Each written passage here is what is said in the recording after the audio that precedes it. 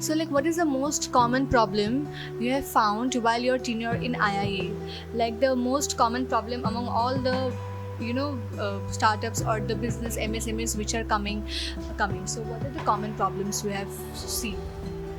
We could look at different categories. Actually, there are some people who come to start a business without actually knowing what they want to start. They come and ask you that, what business can I start. You cannot have an answer for someone, right? It's not a bouquet of things that you have and you can tell someone, go and start this business.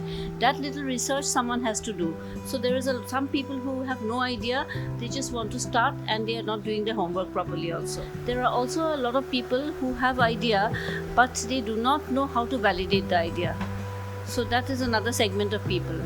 So doing research is something I have found during my tenure. A lot of people do not do proper research before starting their business. And another third thing which I have found is that people who have started, micro entrepreneurs, how to accelerate.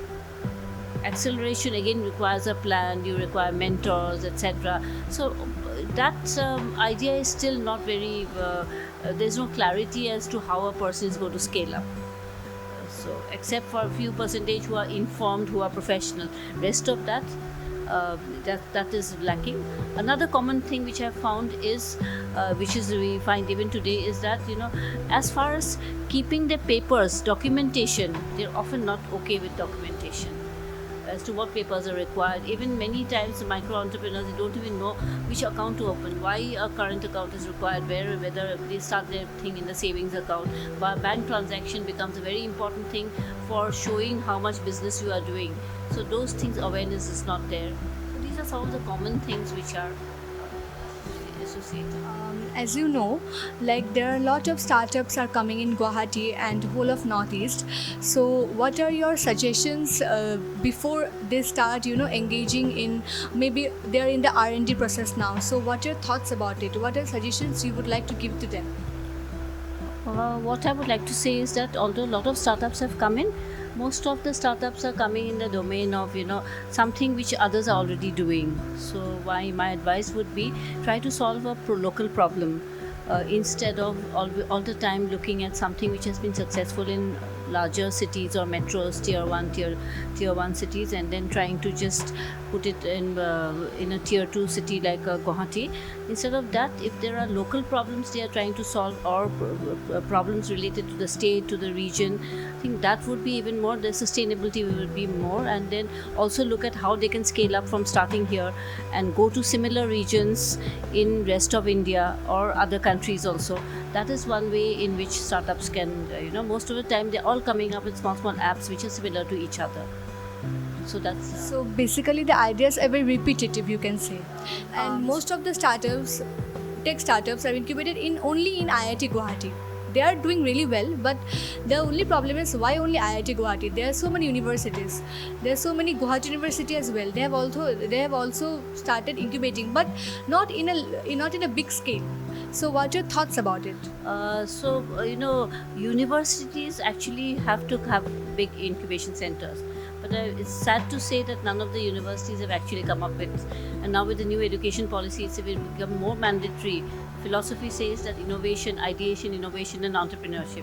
And that ideation, innovation and entrepreneurship can never happen unless and until you have a incubation center which is hand-holding people, mentoring people. Most of the time you will find, you go to any university, for the sake of whatever that, NAC and other things, they have a dedicated room, but not much activity is happening.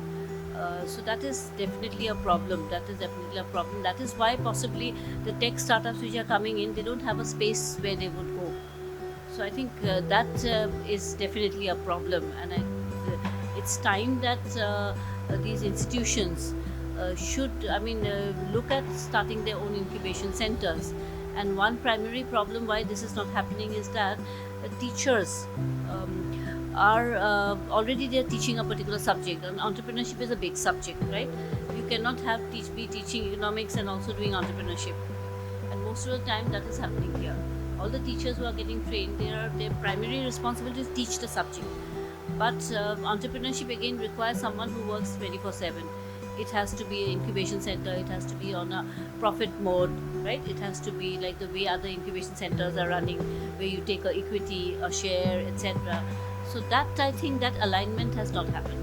You will suggest like the potential startups who are hesitating to start and we all know some startup nest is there, and they are also providing incubation in IM Innovation Park, and there are different universities and institutions.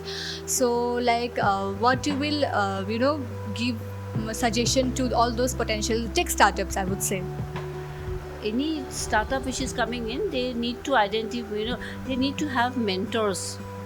They have to identify mentors, like people, they get in touch with mentors, because that would be the best way to start.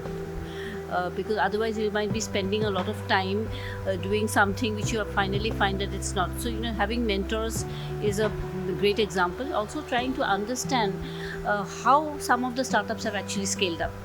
Even from the region, we have this very good example of Zeran Bricks, right? Zeran Bricks, and which started from a college campus. And what I have understood this time, I was a part of the jury of some startup.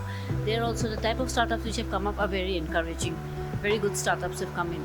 So that way, they need to learn also from what they have done differently, and what was the approach. Let's look at a different sector, handloom and handicraft. When we are looking at technology as a solution, we have to look at all the sectors which has are key sectors in the region. Tourism is a key sector, right? Handloom and handicraft is a key sector. Food is a sector.